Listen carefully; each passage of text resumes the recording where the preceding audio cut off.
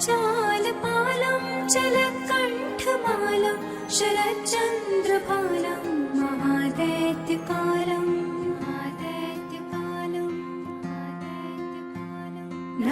नभोनीलकायं दुरावारमायं सुपद्मासहायं भजेऽहं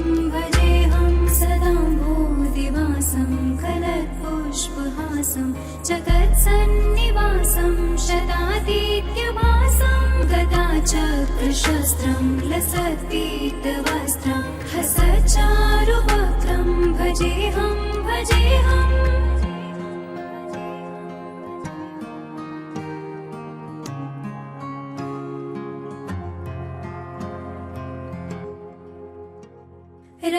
रमाकण्ठहारं श्रुतिव्रातसारं जरान्तर्विहारं धराभारहारं चिदानन्दरूपं मनोज्ञस्वरूपं धृतानेकरूपं भजेऽहं जराजन्महीनं परानन्दपीनं समाधानलीनं सदैवानवीनं जगज्जन्महेतुं सुरानीककेतुं त्रिलोकैकसेतुं भजेऽहं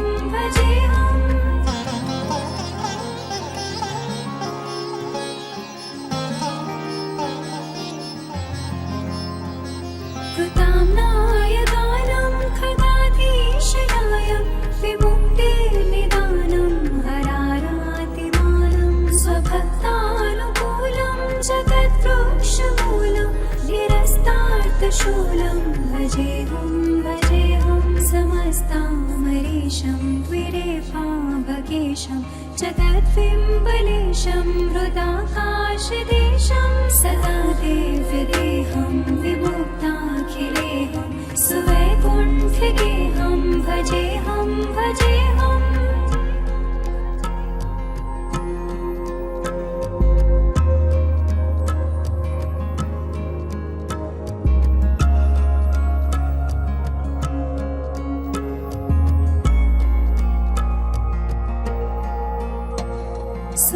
सुरालीबलिष्ठं त्रिलोकीवरिष्ठं कुरूणाकरिष्ठं स्वरूपैकनिष्ठं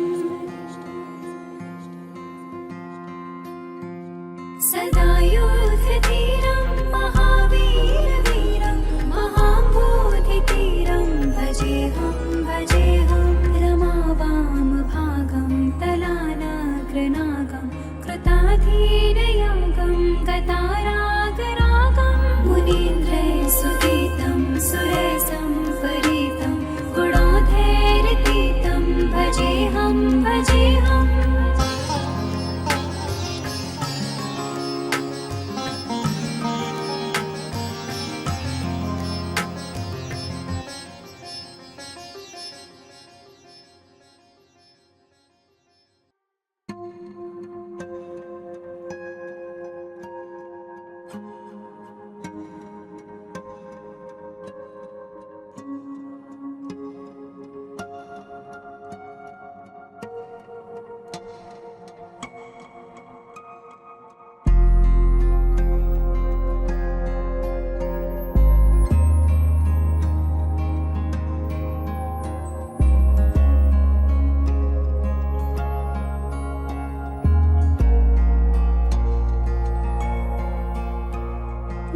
जगज्जालपालं जलकण्ठमालं शरच्चन्द्रभालं महादैत्यकालं नभोनीलकायं दुरावारमायं सुपद्मासहायं भजेऽहं सदाम्भोदिवासं कलत्पुष्पहासं जगत्सन्निवासं शतादित्यभासं गदाचक्रशस्त्रं लसत्पीतवस्त्रं हसच्चारुवक्त्रं भजेऽहं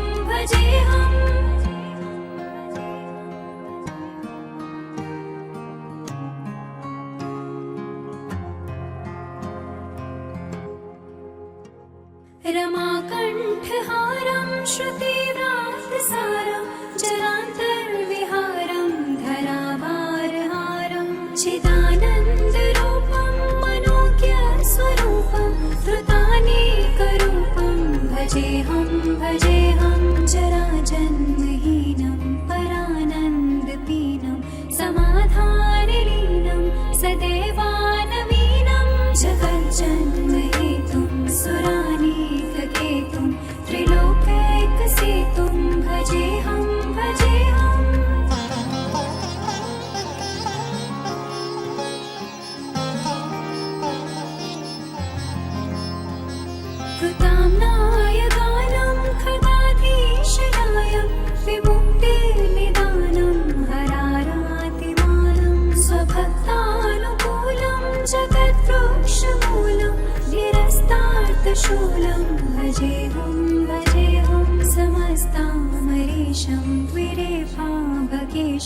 जगद्बिम्बलेशं हृदाकाशदेशं सदा देव्यदेहं विमुक्ताखिलेहं सुवैकुण्ठगेहं भजेऽहं भजेऽहम्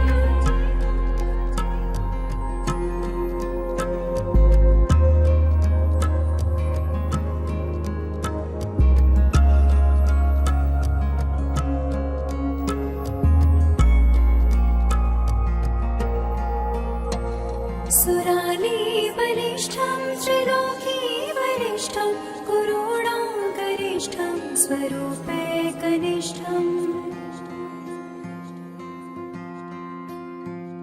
सदा योधधीरं महावीरवीरं महाम्बोधितीरं भजेऽहं भजेऽहं रमावामभागं तलानाग्रनागं कृताधीनयागं गतारागरागं मुनीन्द्रैः सुगीतं सुरसंपरीतं गुणोधैरतीतं भजेऽहं भजेऽहम्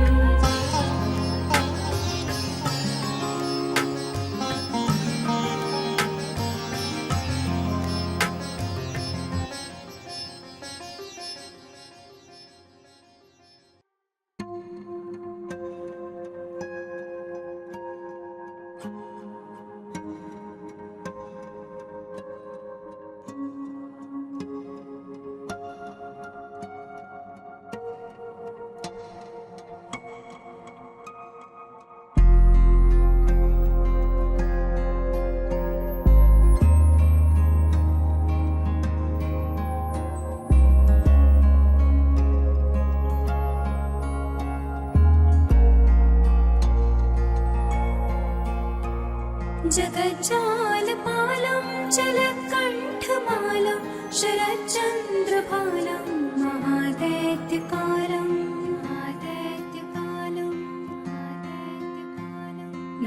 नभोनीलकायं दुरावारमायं सुपद्मासहायं भजेऽहं भजेऽहं सदा भूदिवासं कलत्पुष्पहासं जगत्सन्निवासं शतादित्यभासं गदाचक्रशस्त्रं लसत्पीतवस्त्रं हसच्चारुवक्त्रं भजेऽहं भजेऽहम्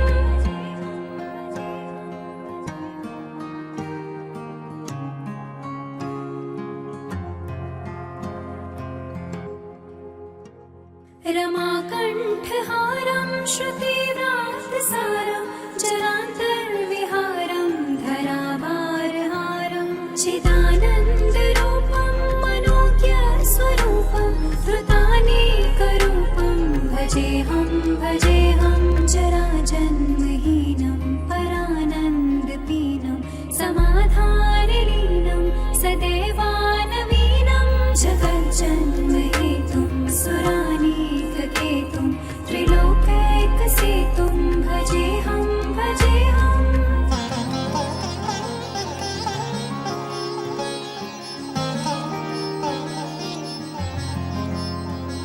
कृताम्नाय गानं खगाधीशनायं विमुक्तिर्निदानं हरारातिमानं स्वभक्तानुकूलं जगद्वृक्षमूलं निरस्तार्थशूलं भजेऽहं भजेऽहं समस्तामरीशं द्विरेफाभगेशं जगद्बिम्बलेशं हृदाकाशदेशं सदा देव्यदेहं विमुक्ताखिलेहं सुवैकुण्ठगेहं भजेऽहं भजेऽहम्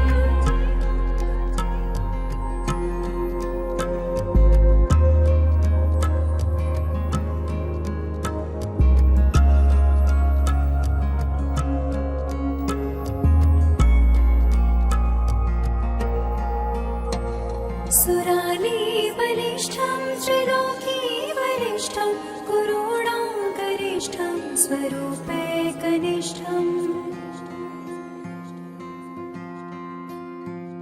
सदा योधधीरं महावीरवीरं महाम्बोधितीरं भजेऽहं भजेऽहं रमावामभागं तलानाग्रनागं कृताधीनयागं गतारागरागं सुरसंपरीतं गुणोधैर्यतीतं भजेऽहं भजेऽहम्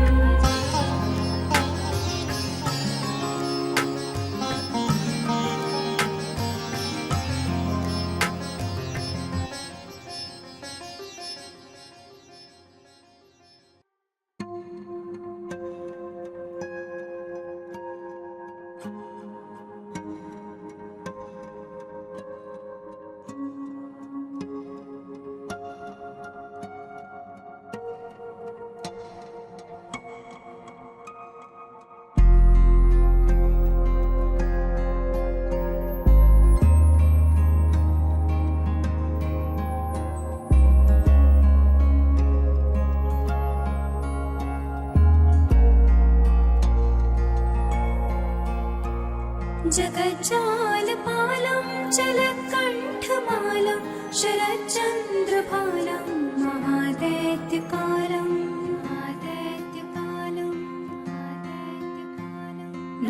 नभोनीलकायं दुरावारमायं सुपद्मासहायं भजेऽहं भजेऽहं सदाम्भोदिवासं कलत्पुष्पहासं जगत्सन्निवासं शतादित्यभासं गदाचक्रशस्त्रं लसत्पीतवस्त्रं हसच्चारुवक्त्रं भजेऽहं भजेऽहम्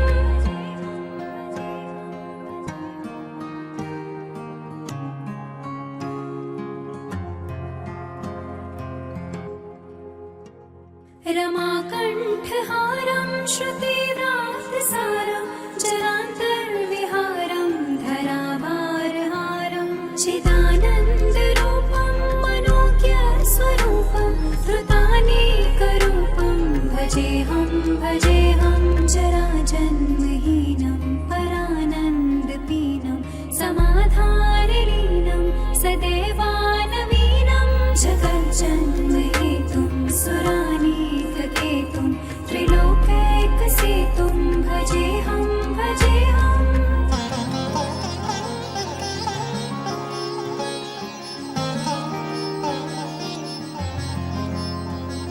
कृताम्नाय गानं खगाधीशनायं विमुक्तिर्निदानं हरारातिमानं स्वभक्तानुकूलं जगद्वृक्षमूलं निरस्तार्थशूलं भजेऽहं भजेऽहं समस्तामरीशं द्विरेफाभकेशं जगद्बिम्बलेशं हृदाकाशदेशं सदा देव्यदेहं विमुक्ताखिलेहं सुवैकुण्ठगेहं भजेऽहं भजेऽहम्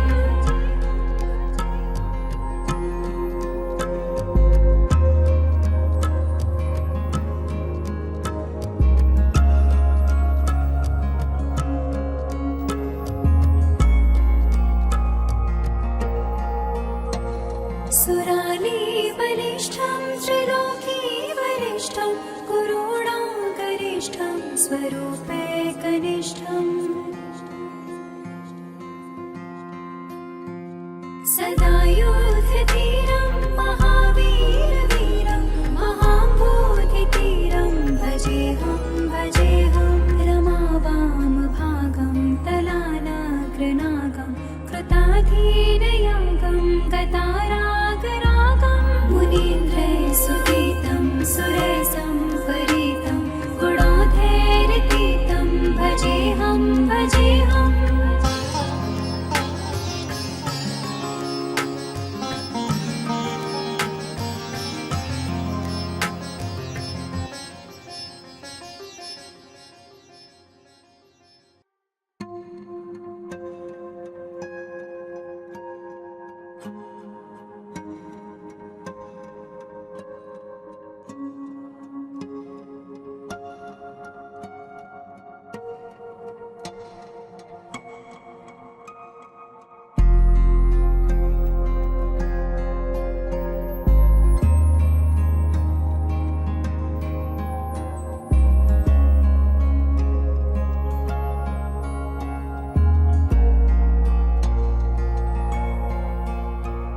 जगज्जालपालं जलकण्ठमालं शरच्चन्द्रभालं महादैत्यकालं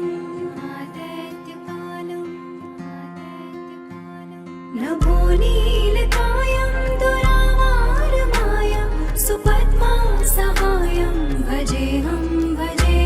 सदाम्भोदिवासं कलत्पुष्पहासं जगत्सन्निवासं शतादित्यभासं गदाचक्रशस्त्रं लसत्पीतवस्त्रं हसच्चारुवक्त्रं भजेऽहं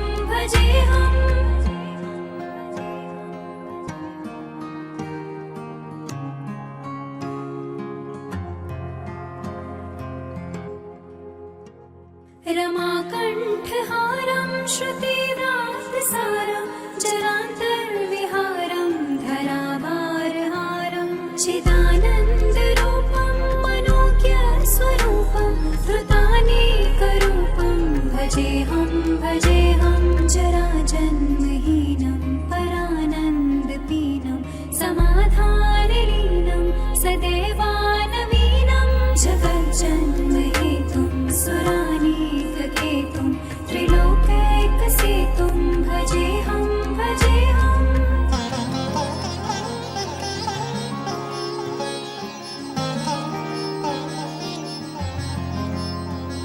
कृताम्नाय गानं खगाधीशनायं विमुक्तिर्निदानं हरारातिमानं स्वभक्तानुकूलं जगद्वृक्षमूलं निरस्तार्थशूलं भजेऽहं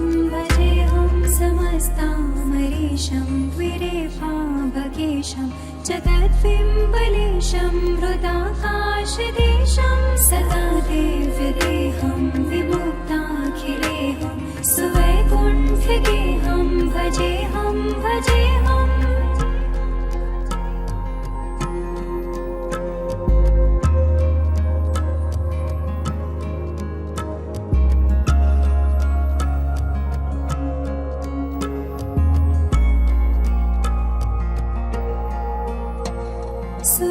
सुरालीबलिष्ठं त्रिलोकीवरिष्ठं गुरूणागरिष्ठं स्वरूपैकनिष्ठम्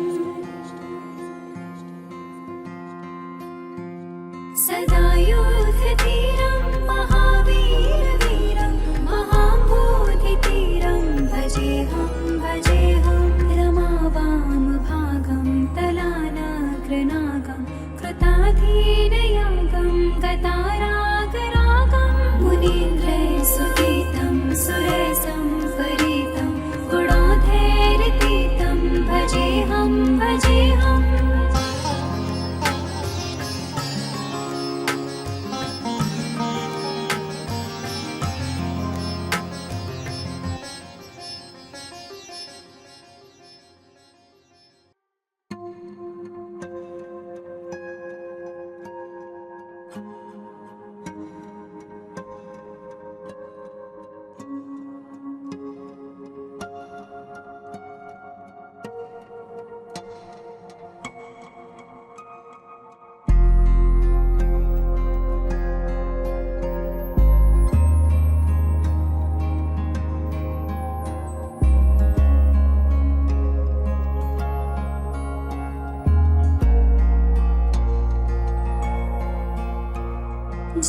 जगज्जालपालं जलकण्ठमालं शरच्चन्द्रभालं महादैत्यकालं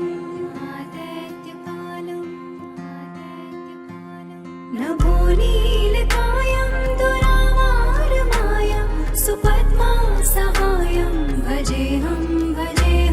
सदाम्भोदिवासं कलत्पुष्पहासं जगत्सन्निवासं शतादित्यभासं गदाचक्रशस्त्रं लसत्पीतवस्त्रं हसच्चारुवक्त्रं भजेऽहं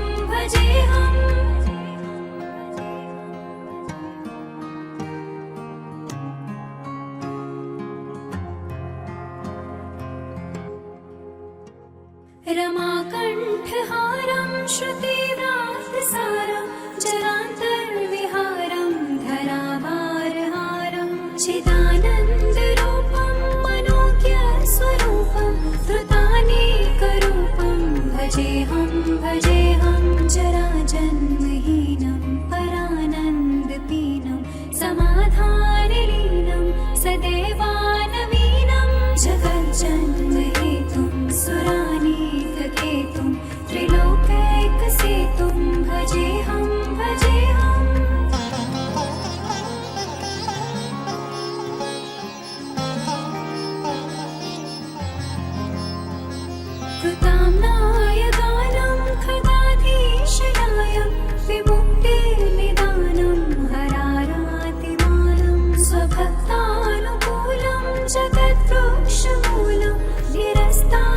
शूलं भजेऽहं समस्तामरीशं द्विरेफाभकेशं जगद्बिम्बलेशं हृदाकाशदेशं सदा देव्यदेहं विमुक्ताखिलेहं सुवैकुण्ठिकेहं भजेऽहं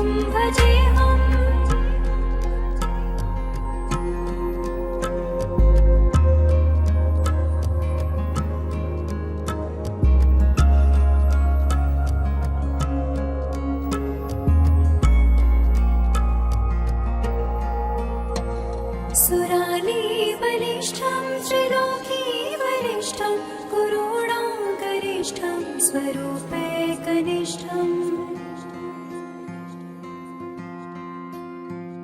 सदा योधतीरं महावीरवीरं महाम्बोधितीरं भजेऽहं रमावामभागं तलानाग्रनागं कृताधीनयागं गतारागरागं मुनीन्द्रैः सुरैः संपरीतं गुणोधैर्यतीतं भजेऽहं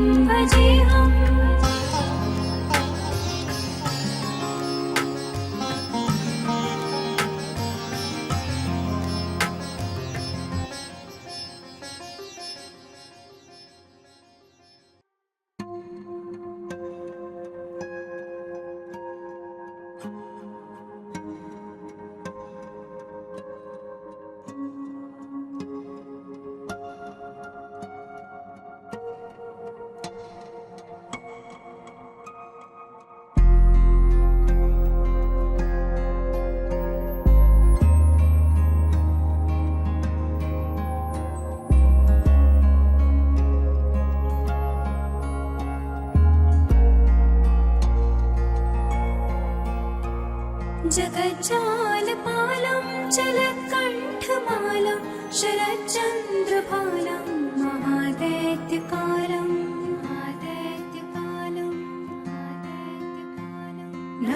नभोनीलकायं दुरावारमायं सुपद्मासहायं भजेऽहं सदाम्भोदिवासं कलत्पुष्पहासं जगत्सन्निवासं शतादित्यभासं गदाचक्रशस्त्रं लसत्पीतवस्त्रं हसच्चारुवक्त्रं भजेऽहं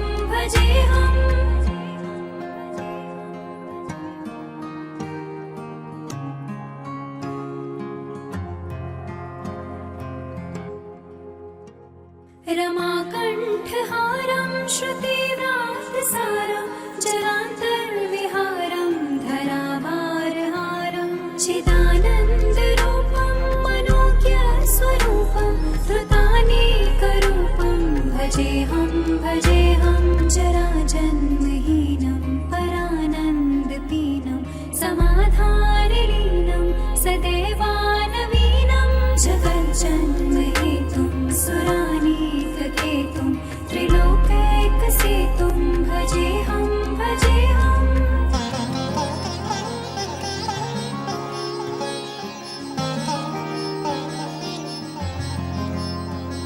कृताम्नाय गानं खगाधीशनायं विमुक्तिर्निदानं हरारातिमानं स्वभक्तानुकूलं जगद्वृक्षमूलं निरस्तार्थशूलं भजेऽहं समस्तामरीशं द्विरेफाभकेशं जगद्बिम्बलेशं हृदाकाशदेशं सदा देव्यदेहं विमुक्ताखिलेहं सुवैकुण्ठिकेहं भजेऽहं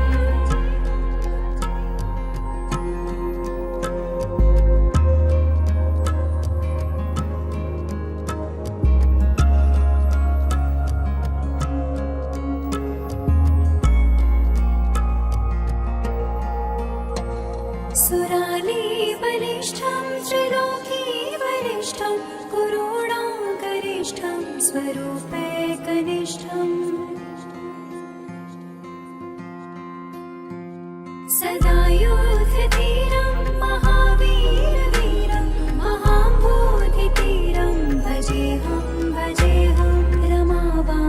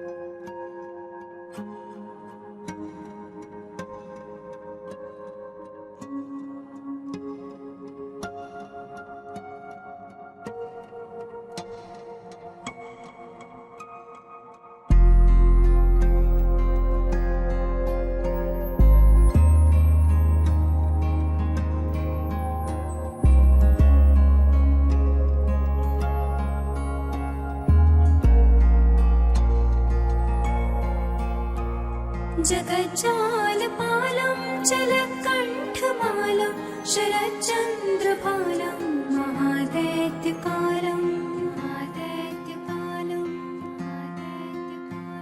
नभो नीलकायं दुरावारमायं सुपद्मा सहायं भजेऽहं सदाम्भोदिवासं कलत्पुष्पहासं जगत्सन्निवासं शतादित्यभासं गदाचक्रशस्त्रं लसत्पीतवस्त्रं हसच्चारुवक्त्रं भजेऽहं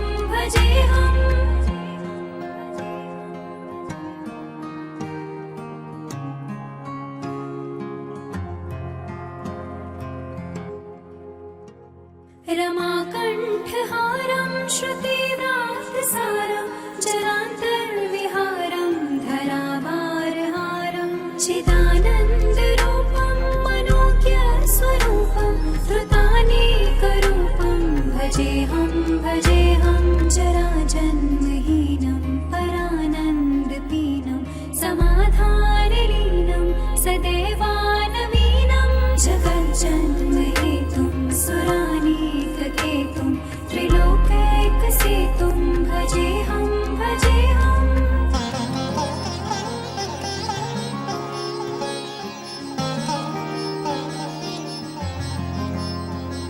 कृताम्नाय गानं खगाधीशनायं विमुक्तिर्निदानं हरारातिमानं स्वभक्तानुकूलं जगद्वृक्षमूलं धिरस्तार्थशूलं भजेऽहं समस्तामरीशं द्विरेफाभगेशं जगद्बिम्बलेशं हृदाकाशदेशं सदा देव्यदेहं विमुक्ताखिलेहं सुवैकुण्ठगेहं भजेऽहं